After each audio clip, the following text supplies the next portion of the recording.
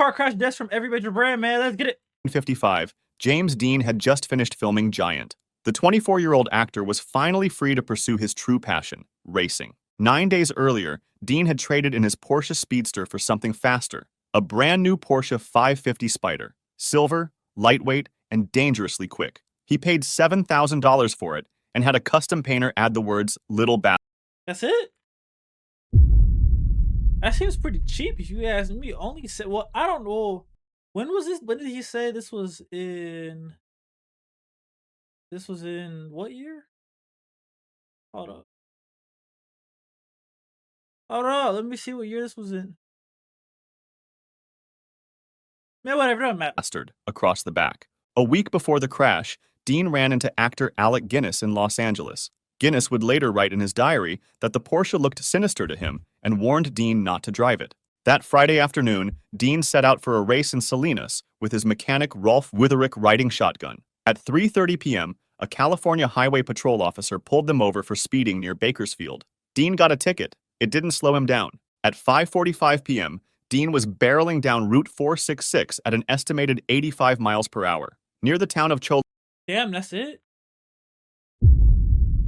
85? Nigga, brother, I know speed limits in Texas that are almost 85.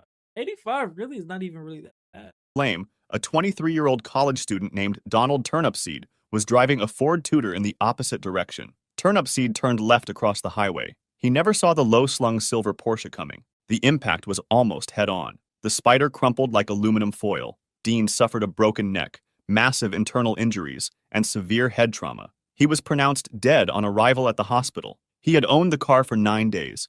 Witherick was thrown from the car and survived with serious injuries. Turnipseed walked away with minor bruises. The 550. This gotta be the first time I ever heard of the person that caused the accident to actually get harmed. Typically, when accidents like this happens, usually the person who caused it is, for some reason, they make it out fine, but it's everybody else that gets the short end of the stick. Not saying I'm glad that bro, lost his life or whatever, but at least the innocent people that were in the situation, at least nothing happened to them. Too bad, at least. Spyder was a racing car with license plates. It weighed just 1,200 pounds. There were no seatbelts, no roll cage, no crumple zones. Porsche built it to win races, not to protect drivers. James Dean's death at 24 made him a legend. The Tesla incident. Joshua Brown was a believer. The 40-year-old former U.S. Navy member had bought a Tesla Model S and fallen in love with it. He named the car Tessie and posted YouTube videos showing off its autopilot system. Tesla founder Elon Musk retweeted one of his videos. It got 1 million views. On May 7, 2016, Brown was cruising down a Florida highway with autopilot engaged. The system had given him 7 warnings to put his hands on the wheel. He ignored them all. Ahead, an 18-wheel tractor trailer was turning left across the highway. The trailer was white. The sky behind it was bright. Neither Brown nor the autopilot system saw it coming. The Tesla drove straight into the side of the trailer at 74 miles per hour. The trailer sheared off the roof. The Tesla crashed through 2 fences and came to rest against a telephone pole. A portable DVD player was found in the wreckage. According to the truck driver, it sounded like a Harry Potter movie was playing. Joshua Brown died instantly. He was the first known person killed while using a semi-autonomous driving system. But that was his fault. The car literally told him to put your hands on the wheel, and this nigga did not listen to that at all. So, it's unfortunate he lost his life, but should have listened, but I don't know. Technology he trusted with his life did not detect the trailer, and the driver did not intervene despite repeated warnings.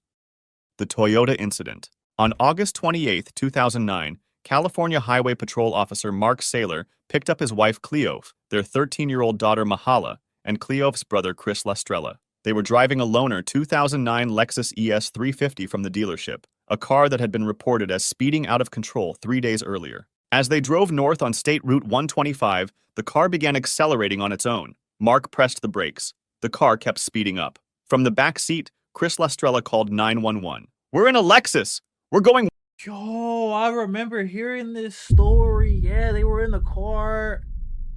Damn, this is a sad story. Fuck. 120! We're in trouble! There's no brakes! In the background, Cleofe was praying. Mahala was screaming. "Hold on and pray! Pray! The line went dead. The Lexus struck a Ford Explorer at over 120 miles per hour, launched over an embankment, and burst into flames. All four were killed. Investigation revealed an incompatible floor mat had trapped the accelerator. Toyota had known about the problem since 2007. Millions heard the family's last 40 seconds on that 911 recording. Toyota paid $1.2 billion and later admitted it had misled consumers and U.S. But like, who did that money go to? Who does that get paid out to?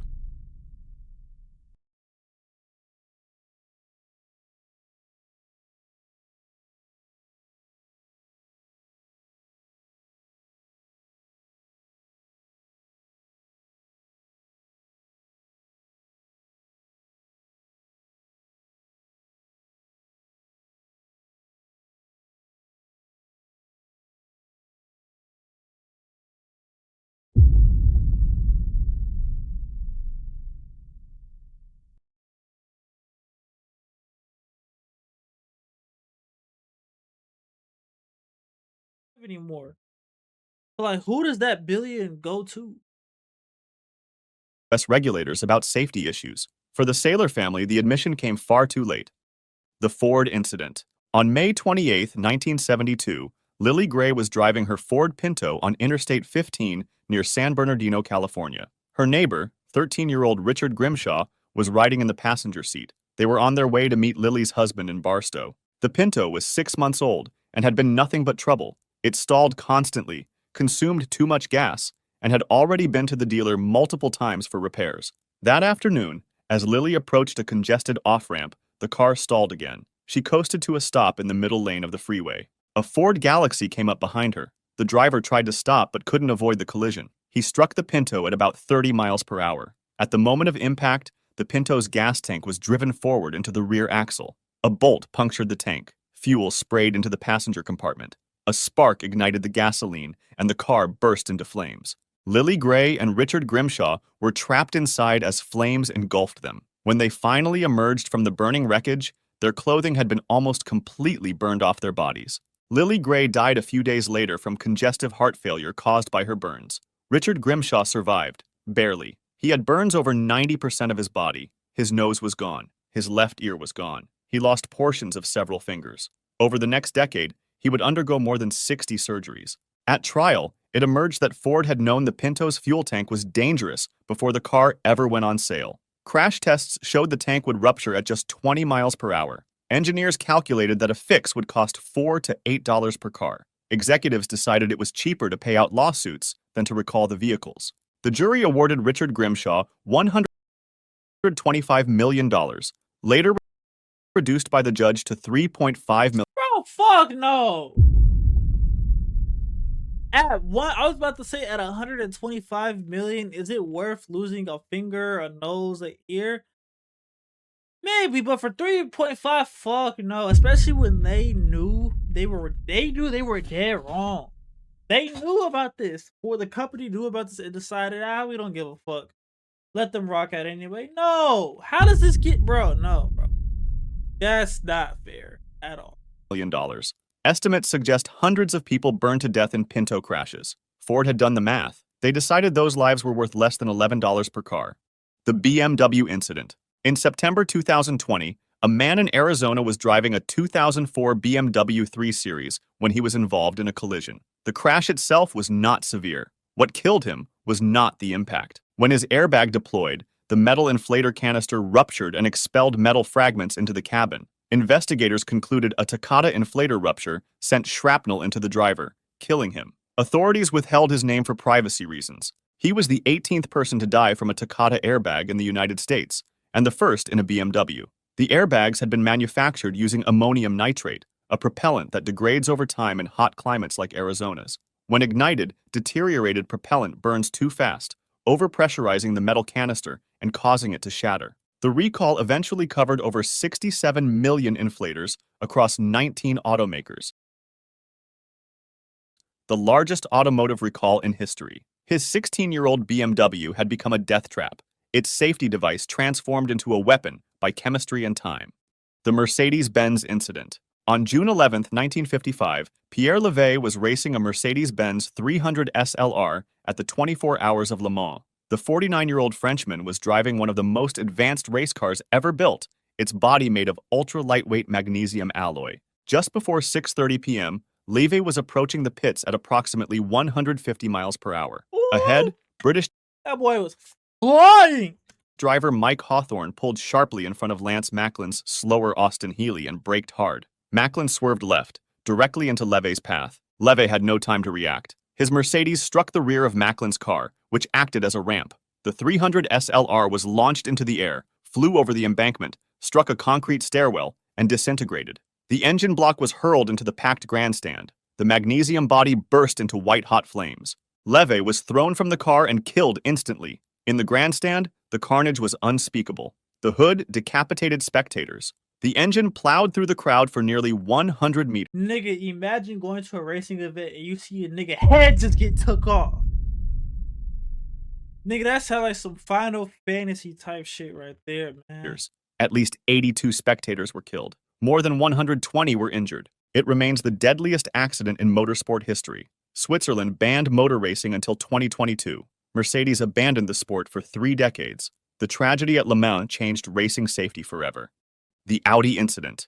In the 1980s, the Audi 5000 in the United States became headline after headline as drivers reported that the car would suddenly accelerate on its own without warning. Between 1978 and 1987, NHTSA investigations recorded around 700 crashes and at least 6 fatalities associated with sudden unintended acceleration in Audi 5000 models equipped with automatic transmissions. On November 23, 1986, CBS's 60 Minutes aired a devastating segment titled Out of Control. The report showed an Audi 5000 apparently accelerating by itself. U.S. sales collapsed from 74,000 in 1985 to just 12,000 by 1991. But in 1989, after an exhaustive investigation, the National Highway Traffic Safety Administration concluded that the incidents were caused by driver error, specifically pedal misapplication. It later emerged that the 60 Minutes demonstration had been staged using compressed air to force the car to accelerate.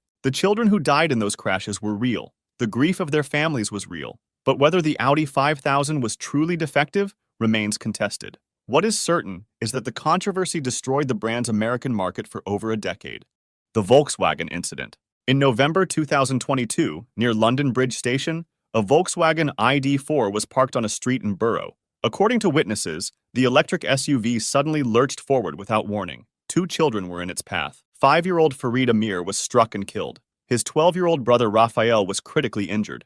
The driver claims the car moved on its own. In a London court case that followed, he maintained that he never pressed the accelerator, that the vehicle suddenly accelerated by itself while stationary. Investigators told the court they found no fault with the vehicle. They believe it was pedal misapplication, the driver pressing the accelerator when he believed he was pressing the brake. The case continues. Whatever caused the ID.4 to move that day, Farid Amir is dead. He was 5 years old. He was walking with his brother when a parked car became a weapon. The Chevrolet incident. On March 10, 2010, Brooke Melton woke up to a voicemail from her father, wishing her a happy 29th birthday. The pediatric nurse from Georgia drove to work, finished her shift, and headed to her boyfriend's place for dinner. 4 days earlier, her 2005 Chevrolet Cobalt had shut off while she was driving. I ain't gonna lie, that car is a piece of shit. Like my old manager at my old job, he literally the red Chevy Cobalt. Low-key might even be that same year too and everything. That car is a piece of shit. That is up there with like Kia Souls in terms of how bad a bad car. The power steering failed. The brakes went stiff. She took it to the dealership. They returned it on March 9th, saying they had fixed the problem. They hadn't. On that rainy birthday night, her ignition switch slipped from run to accessory. The engine shut off. Her power steering failed. Her brakes failed. Her airbags were disabled. The Cobalt hydroplaned, crossed the center line, and was struck by an oncoming vehicle. Her airbags never deployed. Brooke Melton died of her injuries. Her father hired an attorney who discovered that General Motors had known about the defective ignition switch since 2001. Engineers had proposed fixes. Executives rejected them because they cost too much. The defect was eventually linked to at least 124 deaths.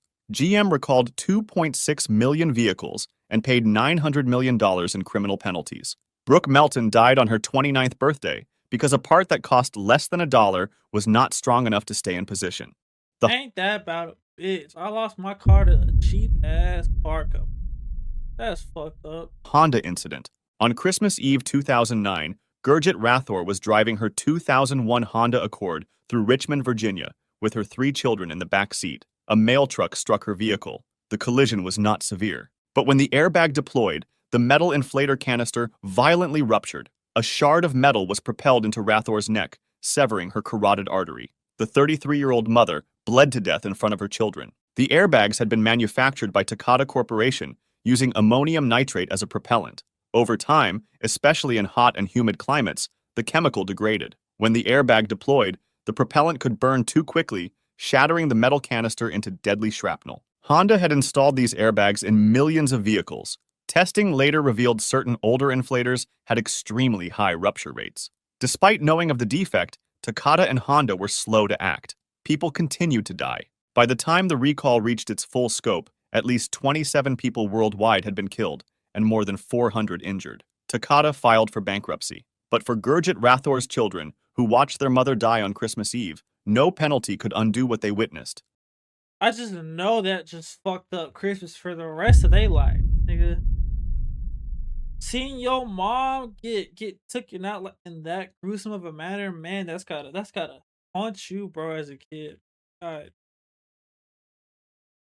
The Nissan incident. On January 4th, 2026, a 29-year-old man was driving a Nissan GTR through Johor Bahru, Malaysia. The GTR produces 565 horsepower and can accelerate from 0 to 60 in under 3 seconds. Its sophisticated electronics keep the car stable in situations where other vehicles would spin out. Police said the GTR lost control and crossed into oncoming traffic. The crash killed 2 people, the GTR driver and the driver of the other vehicle, who succumbed to injuries later. The GTR's computers had been designed to keep its driver alive in situations he should never have attempted. But no electronics can override the laws of physics. At some point on that Malaysian road, the technology that made him feel invincible met its limit. 2 families received the worst news of their lives that day. One because a man chose to drive a supercar beyond what any car can survive. One because they happened to be in the wrong lane at the wrong moment.